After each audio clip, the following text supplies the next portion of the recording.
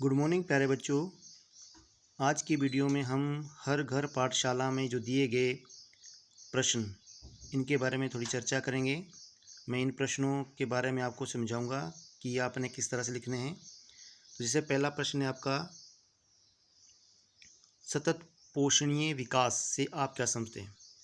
सतत पोषणीय विकास का मतलब है कि संसाधनों का इस तरह से इस्तेमाल करना कि हमारे पर्यावरण को भी नुकसान ना पहुँचे और हमारी जो आने वाली पीढ़ी है उनको भी संसाधनों की कमी ना हो।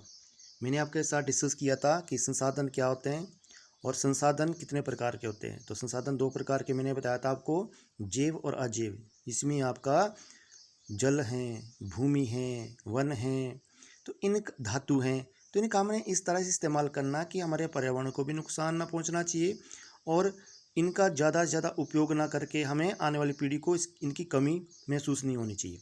तो इसे सतत विकास कहा जाता है। दूसरा है, प्रथम अंतर्राष्ट्रीय पृथ्वी सम्मेलन कब और कहाँ हुआ। तो पहला जो अंतर्राष्ट्रीय पृथ्वी सम्मेलन है वो 1992 में हुआ था। ये हुआ था रियो डी जेनेरो। ये एक ब्राज़ील का शहर है और इसमें लगभग 172 देशों ने भाग लिया था।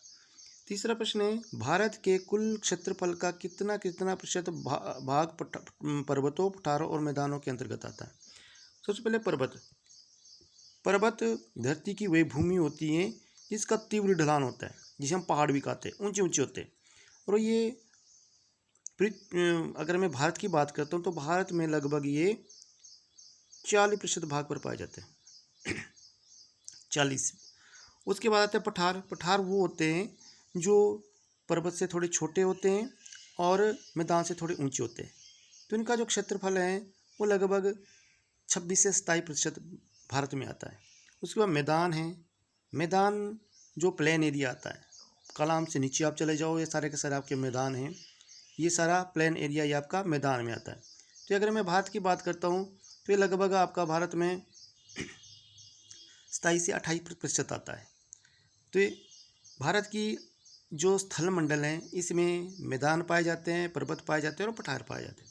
चौथा प्रश्न है, प्रतिभूमि से आप क्या समझते हैं। प्रतिभूमि एक ऐसी भूमि होती है जो कृषि योग्य तो हैं लेकिन किसी कारणवश उसके ऊपर कृषि नहीं की जा रही है।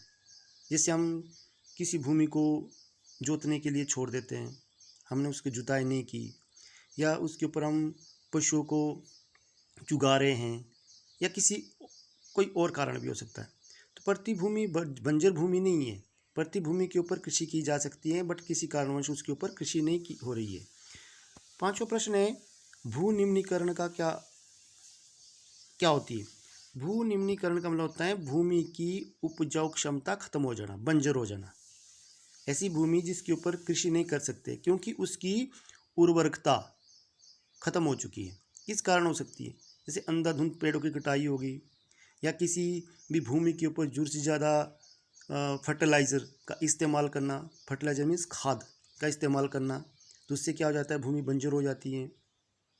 या भूमि के ऊपर हमने ऐसी ऐसी फसलों का इस्तेमाल किया जो नहीं करनी चाहिए थी, तो उससे भी भूमि की उर्वरकता क्षमता खत्म हो जाती है। तो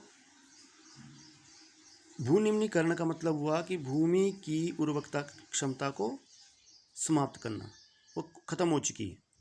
तो बच्चों ये आपके 5 प्रश्न हैं, इनको आपने अपनी नोटबुक में करना है और आपको एक वीडियो दी गई है उसमें भी इनके बारे में बड़ी अच्छी तरह से बताया गया है।